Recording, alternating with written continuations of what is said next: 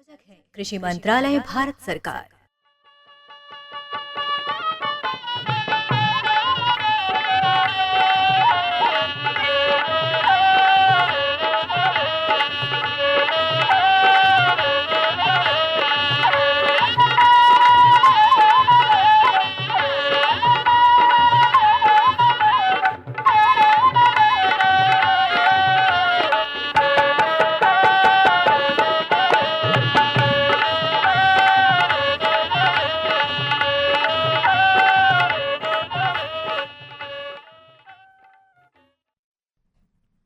भैया बोला जय जवान जय किसान। किसान।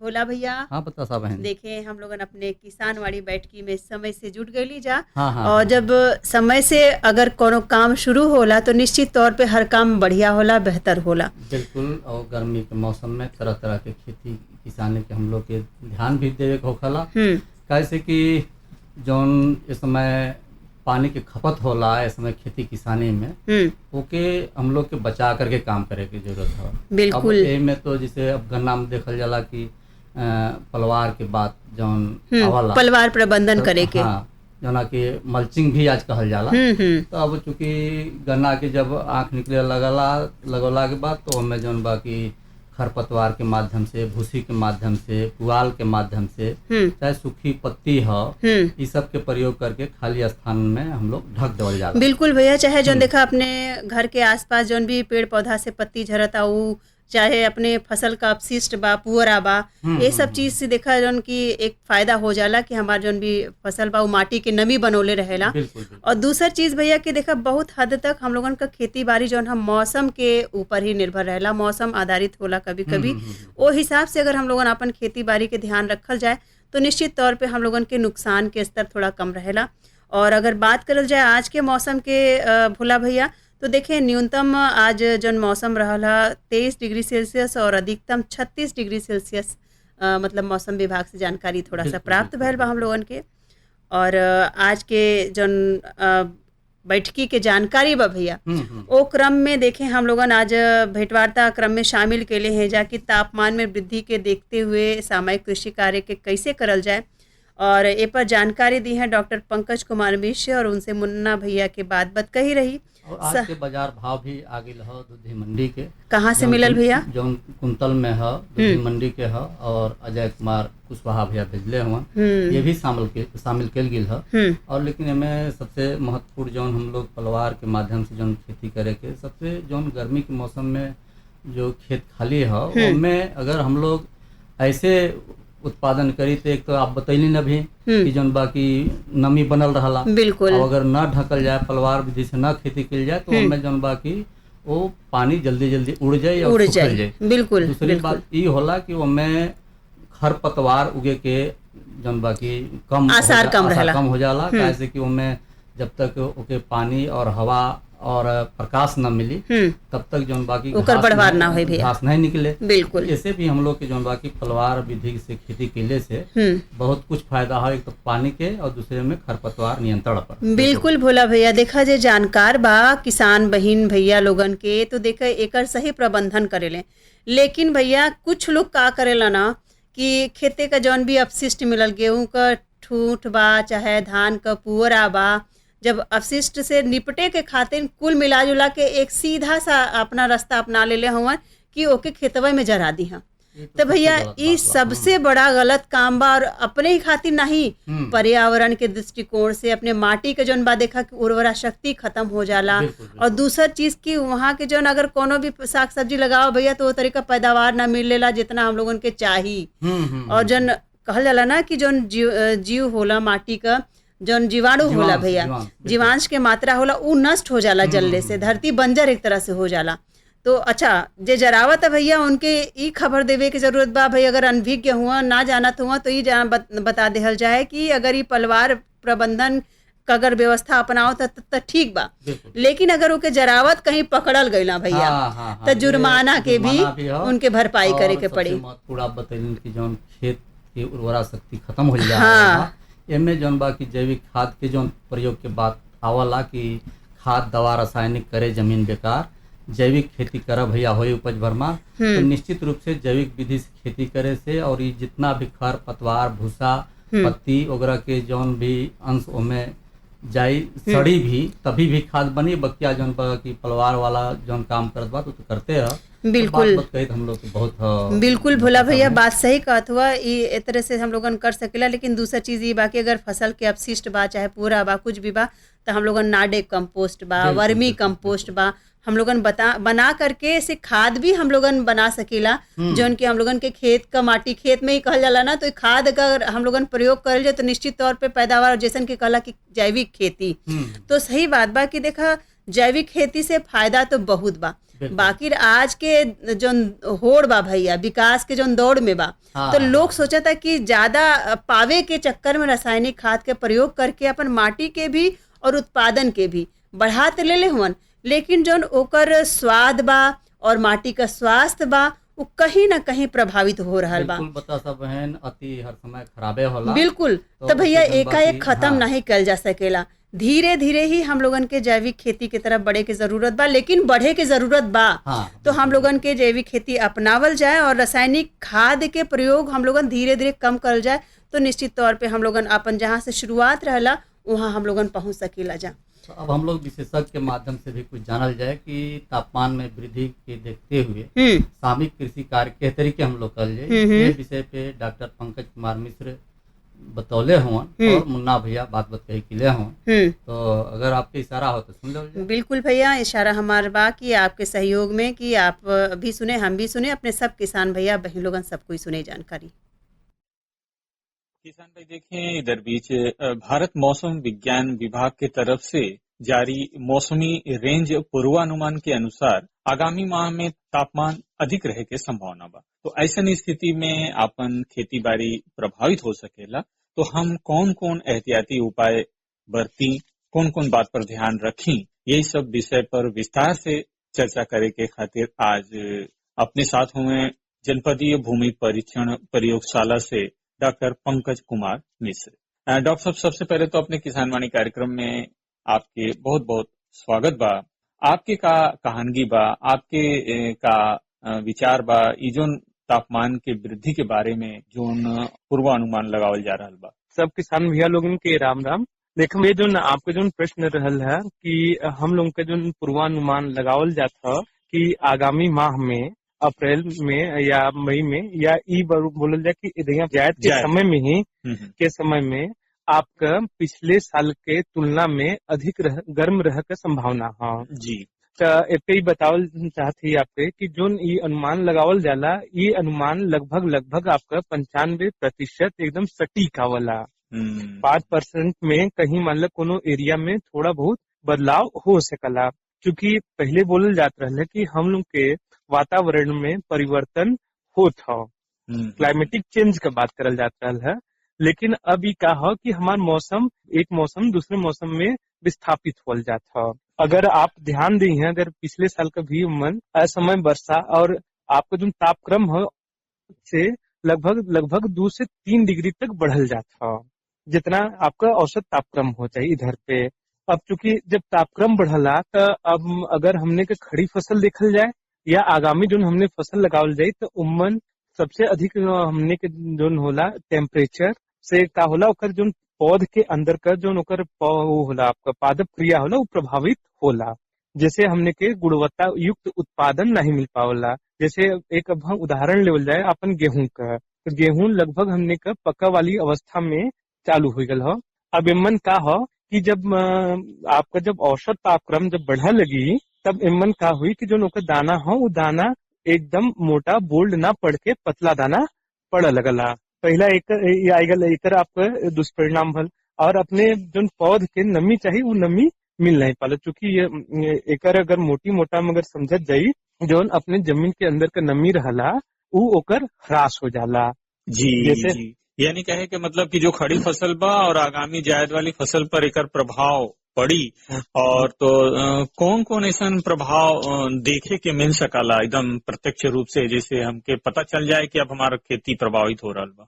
हाँ भैया देखा ये भी आपको बहुत अच्छा प्रश्न हो, क्योंकि अब असमय जो आपका परिपक्वता हो चाहिए उससे पहले ही आपके लगी कि हमारे गेहूं एकदम पक के तैयार हो गल है। बाली अगर आप ओके निकाल के देखी हैं जी जब मल के देखी हैं तो जो एकदम दाना आपको क्या दिखाई, एकदम दिखाए वो जैसे एकदम सूखा, एकदम बहुत महीन टाइप का दिखाई लगे, एकदम बेजान रही। जी बेजान एकदम एक तरफ से हो जाए। और दूसरा ये रही कि भाई जब गर्मी बढ़ी तो क्या हुई कि पौधा भी झुलसा लगी आपका, जो हमने जायद में लगावत जाम फसल, चाहे वो सब्जी वर्गी भल या मूंग वगैरह, तो मन आपके जो का हो लगी कि एकदम ओकर आपको देखे एकदम ग्रोथ जो है रुक गल है, पत्ती एकदम देखा सिकुड़ा लगी। और जब आप पत्ती के सिकुड़न देखें तो बहुत से किसान भी लोग कभी कभी का समझे डाले कि हो सकता है कोनो कीड़ा लग गल हो। जी जी तो क्योंकि ये एक मैकेनिज्म होला कि अब पत्ती सिकुड़ के अपने अंदर के पानी के संचयन करल जा सकल रहा। तो ये आपके वहाँ पे प्रत्यक्ष रूप में देखत मिल जाए। फिर आपके क्या देखत मिल जाये, जैसे कि जोन सब्जी में फूल लगत है वो फूल का आपको ड्रॉपिंग हो लगी, फूल गिरा लगी, जैसे कि अपन उपज भी प्रभावित हो जाएगी। जी जी तो ये संकेत दिखाई दे। तो डॉक्टर साहब का सलाह बा इसने में अपने किसान भाई लोग कैसे अपन खेती के योजना बनावे, कौन कौन बात पर उनके विशेष ध्यान रखे के पड़ी? हम सबसे पहले देखा है जो अपन खड़ी फसल बाटे आगामी समय में जैसे ही तापक्रम बढ़त हो तो किसान भैया लोग सबसे पहले ध्यान दें कि अपने जो खेत के अंदर में हो नमी बरकरार रखें। जी तो समय समय पे बहुत हल्की सिंचाई दे दें। जब देखा हमारे एकदम फसल अब वो अच्छा दाना पड़ चुकल हो, हर चीज हो गल हो, तब ओके धीरे धीरे ओके आप खत्म करत जाए। ये तो हो गल आपके जैसे खड़ी फसल बदे के। और दूसर ये चीज हो कि एंटी ट्रांसपेरेंट वाला बहुत सा दवा होला, जैसे आपका साइकोसेल भल या केओलिन भल, एकर छिड़काव करें। चूंकि हम गेहूं पे अभी आपके ये वजह नाम करब कि चूंकि आपको जो मेच्योरिटी हार्वेस्ट और जो आपके टाइम देखा के मिली तब तक हमारा फसल ही पक चुकल ही, आगामी 15 दिन में उतना ऊपर इफेक्ट ना समझ में आई। लेकिन जो हमने का जायद वाला फसल रही वो समय बदे कि हम प्रभावी हम अपने किसान भाई लोगों को बताओ चाह कि सबसे पहले जो भी अमुक फसल का चुनाव करते हैं, चाहे वो आपका सब्जी वर्ग का भल या तब आप अगर कोनो लगावा चाहते हैं मूंग वगैरह, तब पहले अपने पौध के जो संख्या हो के घटाव के करें काम। जी जेके बोल देला कि प्लांट पॉपुलेशन रिडक्शन का कम से कम 15%। और दूसरा अपने खेत में जीवांश का मात्रा बढ़ावा है। तो जीवांश की मात्रा बढ़ाव देके एक ही उपाय हो कि ऑर्गेनिक मैटर जो हो या जो आपका गोबर का खाद हो, सनई ढैचा हो, एकर अधिक से अधिक प्रयोग करें कि जैसे एकर मात्रा जब बढ़ी तो एकर आपके प्रभाव का पड़ी वो हम बताओ चाहते। ये आपके डायरेक्ट ना देख में आई, लेकिन ये परोक्ष रूप से आपका सहायता करिए, क्योंकि जब आप पानी का जब सिंचाई करेंगे तो ये अधिक दिन तक आपका नमी बरकरार रखेगी, ये वहां पे आपका ही सहायक। और जो भी आप फसल लगावत हैं, चाहे आपका मूंग का भल या सब्जी वर्गी जो फसल भल, तो बीच में आप लोग क्या करें, जो किसान भैया लोग हैं, एक जैसे ये आपका भल जो पत्ती वगैरह भल या जो हमने का फसल अवशेष भल ओसे के सतह के ढक के रखा है। तो ऐसे का हुई आपका जो पानी का जो इवापोरेशन होता हो वो इवापोरेशन वो चेक हो जाएगी। परिवार प्रबंधन करें। जी जी जी जी और ओकरे बाद में किसान भैया लोग जैसे हम बताए हैं केओलिन और साइकोसेल का प्रयोग करें। तो केओलिन आप 6% और जो साइकोसेल हो 0.03% का जब एक छिड़काव करेंगे तो ये क्या है आपका एक एंटी ट्रांसपेरेंट एजेंट हो। जो ट्रांसपेरेंट होला एक जानने के जो हमने के जो पौध का स्टोमेटा होला उसे पानी जो ह्रास होला वो के ही कम कर देला। तो ऐसे भी हमने के जो पौधा रही तो पौधा का आपका काफी अच्छा चली। और समय समय पे हल्की सिंचाई करत रहे और सिंचाई करत के विशेष ध्यान दें कि सुबह के वक्त हो और शाम के वक्त हो। और खास करके अगर अपन जो भी फसल लगाए हैं तो उमन आप बौछारी सिंचाई या टपक सिंचाई के करें। अगर सब्जी वर्गी है तो उमन टपक सिंचाई का प्रयोग करें, जैसे क्या हुई कि आपका जो पौधा है वो कम पानी में ही अच्छा चले के काम करिए। और उसके बाद में भैया हम अपने किसान भैया लोगों के बतावा चाहम कि जैसे हम लोगों का एक पॉलीमर कंपाउंड आवला जेके पूसा हाइड्रोजेल के नाम से, या अगर हमने बोली हाइड्रोजेल के नाम से आवला, तो एमन ये होला आपका हाइड्रोजेल एक मोटी मोटा आप समझ लें कि अपने से 250 गुना अधिक तक की पानी के सोख सकला और धीरे धीरे आपने देखा पौधा के छोड़ी। तो एक का प्रयोग आप 2.5 kg पर हेक्टेयर के दर से अगर करी हैं तो ऐसे जो आपके बार बार जो सिंचाई करे का आवश्यकता पड़त था वो कम पड़ी। और किसान भैया लोगों के बताओ चाहम कि जैसे जोन हमने का जो अगर आपके बोले जो हीट वेव जो चलला उसमें जैसे आपका लू चलला तो या जो हमने का तापक्रम जो उसमें जो बढ़त है या और एक आपको ब्रेक कर रखा अपने लू से भी बचाव खा अपने जो हीट वेव है उससे भी बचाव खा। तो अपने फसल के किनारे किनारे गार्ड क्रॉप के रूप में मक्का या ज्वार लें, ये जो ऊंचे हाइट वाली जो फसल है। तो ऐसे का हुई कि जो आपका जो गर्म हवा आवत रही वो समय पे जो लू वगैरह जो आपका तापमान जो बढ़ावत रही है तो वो उसे निजात मिलल आपके पौधा के। जी जी, तो डॉक्टर साहब आपकी ये कहानी बा कि जोन भी पौधरोपण करें उनमें नियमित रूप से सिंचाई करत रहें, पौध की मात्रा में कमी करें, माटी में जीवांश की वृद्धि करें, पलवार प्रबंधन करें और एक साथ साथ खेत के किनारे किनारे ऊंचा वाला जोन भी फसल हो ओके आप लगावें तो जोन भी गर्म जलवायु के प्रभाव बा एक कम कई जा सकला और अपनी खेती बाड़ी के बढ़िया ढंग से आगे ले जायल जा सकला, बचावल जा सकला। और डॉक्टर साहब अभी आप कुछ दवा के इस्तेमाल के सलाह दे लें तो कितना कितना दिन पर या क्यों ने अवस्था पे करे के चाहिए? ये भैया आप खड़ी फसल में अपने प्रयोग कर सका लेने का और एकर आपका जैसे ये बटा लगभग 20-20 दिन के अंतराल पे कर लें आप। अच्छा अच्छा अच्छा, अच्छा। जब देखन ज्यादा वो लगत था और एक हम और अपने किसान भैया लोगों के सलाह देवल चाहम जी बिल्कुल कि चूंकि अपने यहाँ पे हर किसान भैया लोग खाद लेला तो खाद का जब नमी रहा तभी खाद के ही खेत में प्रयोग करा और खाद का ज्यादा मात्रा अपने खेत में प्रयोग मत करी है। और साथ ही साथ जो अपन आवला पोटास आवला म्यूरेट ऑफ पोटास अगर ओकर घोल बना के 2% का या पोटेशियम नाइट्रेट का 2% के घोल का अगर उपयोग करी है छिड़काव करी है पौधा के ऊपर में तो ये भी आपका जो होला जो गर्मी से सहन शक्ति का होला वो के डेवलप करी पौधे के अंदर में। जी जी जी, तो सर चले से पहले और कुछ सलाह देवे चाहिए। अब हम सब किसान भैया लोगों से यही निवेदन करब कि जो हमने के पहले के गलती हो चुकल है अब ओके सुधार करत जाई एवं तकनीकी रूप से खेती करत जाई और आगामी वर्ष में अपन मौसम का तापक्रम ज्यादा ना बढ़ा एक वजह विशेष ध्यान देत का कि कम से कम आवा वाले आपके बरसात के सीजन में हर किसान भैया लोग कम से कम एक पेड़ लगावा और एक पेड़ बचावा जैसे कि जो हमने के मौसम में जो तापमान का वृद्धि होता है ओके कम करल जा सके। जी जी जी, अपने आसपास हरियाली के चादर बना के रखल जाए जैसे कि अपने मौसम के हम लोग अपने अनुसार कईल जा सकला। तो किसान भाई देखें जनपदीय भूमि परीक्षण प्रयोगशाला से डॉक्टर पंकज कुमार मिश्र जी अपने साथ रहना और जोन मौसम में बदलाव आगामी आने वाले समय में देखे के मिली और मौसम विभाग के तरफ से जो पूर्वानुमान लगावल जा रहा बा ऐसे में हम अपने खेती बाड़ी की योजना कैसे बनाई, खड़ी फसल में कौन कौन देखभाल करी, जायद वाली तरकारी में कौन कौन काम करी, एक के बारे में विस्तार से आप बतौलें। तो डॉक्टर साहब आज आप किसान भाई लोगों की इतना बढ़िया जानकारी दे लें एक खातिर आपके बहुत बहुत धन्यवाद। धन्यवाद भैया।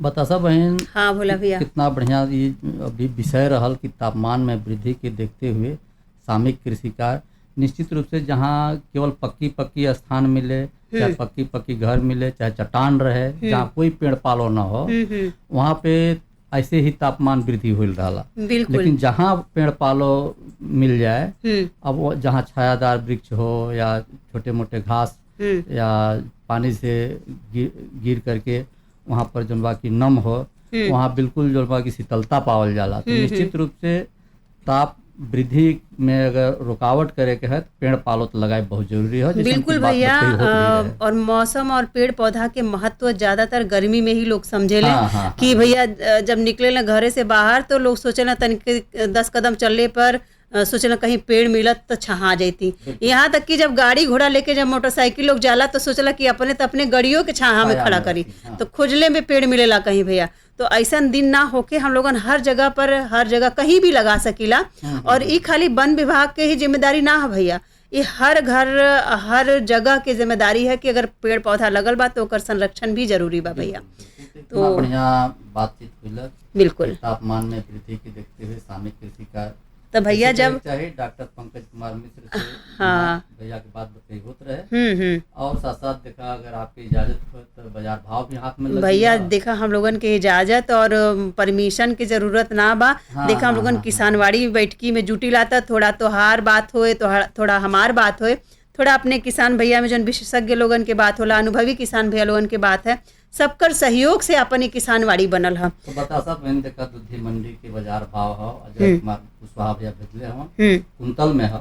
तो आलू तो बता दे भैया, आलू 1600 से 1700 रुपया कुंतल रहल और प्याज 1400 से 1500, लहसुन 5000 से 6000, लौकी 1000 से 1400, कोहड़ा 1200 से 1500 रुपये कुंतल और धनिया पत्ती 1500 से 2500 तक रहल और मिर्च 3000 से 4000 तक, पालक 800 से 1200 रुपये कुंतल, मूली 1200 से 1500 रुपये कुंतल और टमाटर 200 से 500 रुपये कुंतल, भिंडी 2200 से 2800 रुपये कुंतल, खीरा रहल आज 800 से 1200 रुपये कुंतल, ककड़ी 700 से 1000, करेला रहल 2000 से 2500 रुपया कुंतल और चुकंदर 800 से 1200, बोधी रहल 2500 से 3000 रुपये कुंतल, बैगन गोल वाला 1600 से 1800, लंबा बैगन 1500 से 1600 रुपये कुंतल और कच्चा आम भी पड़ल रहल 2000 से 2500 रुपये कुंतल, तरबूज रहल आज 800 से 1200, परवल 2500 से 3000, कटहल पड़ल रहल आज 1600 से 2000, मक्का भी रहे 1000 से 1200 रुपये कुंतल और नींबू 300 से 400 रुपया सैकड़ा।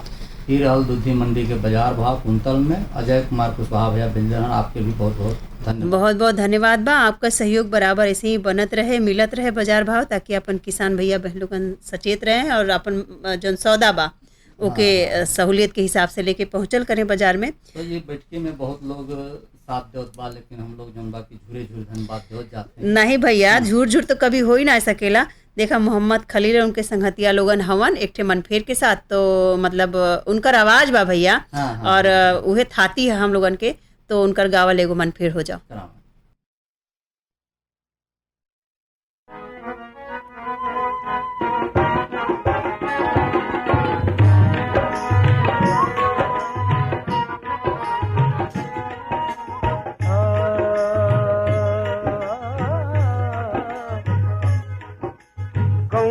बीचे कुआं बाटे कुआं बीचे पानी, हो कौआ बीचे कुआं बाटे कुआं बीचे पानी, कौआ बीचे कुआं बाटे कुआं बीचे पानी, पानी बीचे नाही मिले,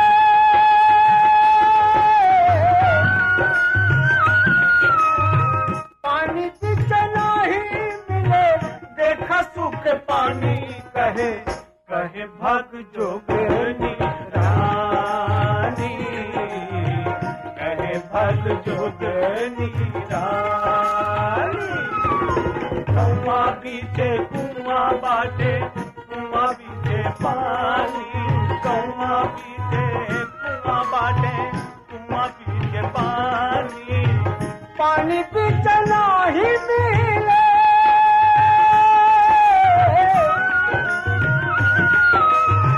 पानी बीचे नाही मिले, देखा सुख पानी कहे कहे भग जोगनी रानी, कहे भग जोगनी रानी।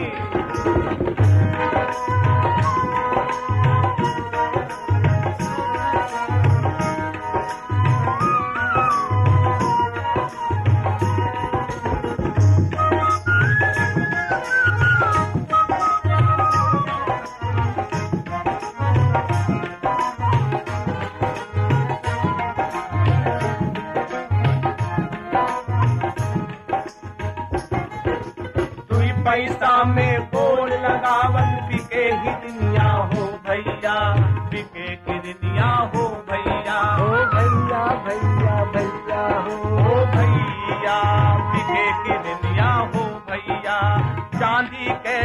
डोलिया में बांधल बिके हिरनिया हो भैया हो भैया हो भैया भैया हो भैया हो भैया के डोलिया में बांधल बिके हिरनिया हो भैया हो भैया हो भैया भैया हो भैया हो भैया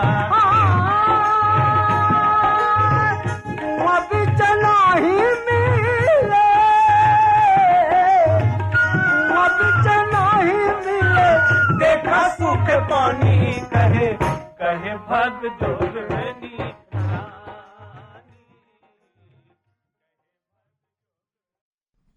तो भोला भैया देखा मोहम्मद खलील और उनके संगतिया लोगन के गावल मनफेर सुनल गयल बिल्कुल भैया। बिल्कुल, मनफेर जब सुनल जाला तो जौन भी दिन के काम काज अपन खेती बाड़ी के रहेला हाँ हाँ वो हाँ थकहरी जौन बाकी वो दूर थकान हो दूर जाला। हो जाला बिल्कुल। तो भैया ऐसे ही हम लोगन अपने बैठकी में जुटल करी नए नए जानकारी और नए मनफेर के साथ। लेकिन चलत चलावत सब किसान भैया बहन लोगन से ये नहीं हो रहा बा भैया कि गर्मी के दिन में सबसे ज्यादा जरूरत बा हम लोगन के पानी का। पानी बचाई बिल्कुल पानी बचाना बहुत जरूरी बात है हमें, और साथ साथ जन बा खेती किसानी भी करब बहुत जरूरी है। तो हमें सबसे महत्वपूर्ण बता साहब बहन है कि खेती किसानी में जैसे लता वर्गीय सब्जी है चाहे जौन भी साग सब्जी है, अगर हमें टपक सिंचाई के प्रयोग हम लोग करें बिल्कुल तो बिल्कुल एक लता के जहाँ जड़ जड़ है वहाँ तक जौन बा की टपक सिंचाई की व्यवस्था करके बूंद बूंद के कीमत और वहाँ समझ में बिल्कुल, आई भैया और बिल्कुल, बूंद बूंद के उपयोग सदुपयोग हुई हाँ। और खरपतवार नहीं होगी। बिल्कुल। दूसरा चीज और पानी के जौन बाकी संरक्षण जौन हुई। बाकी उनके पानी मिली बिल्कुल तो निश्चित रूप से हम लोग जौन बाकी चाहे लता वर्गी के बात कर बोड़ा हा करैला हा लौकी हा नेनुआ हा कितना भैया अपन साग सब्जी बाटे और वही हिसाब से हम लोगन के पहले का होता भैया कि नाली में मोटर लोग खोल देते रहा, नाली में पानी जाता आधा पतला मुंह खोदले बा वही बिले में पानी चल जाता खेते के ना फसल के मिलते नहीं बिल्कुल तो देखा ये तो जौन उपयोग बाटे बहुत टपक सिंचाई हो चाहे स्प्रिंकलर सिंचाई हो हाँ, हाँ, ये पानी के जौन बा की सीमित मात्रा में हम लोगन के पूरा मतलब फसल के पानी मिल जाला। तो भैया देखा आज के किसानवाड़ी में हम लोगन बहुत ही अच्छा जानकारी और मनफेर सुन ली जा, आगे भी लेके आवल जाई। अब घड़ी के सुई कह रहल बा कि आज के किसानवाड़ी समेटल जाए। चले के भैया बोला जय जवान जय किसान।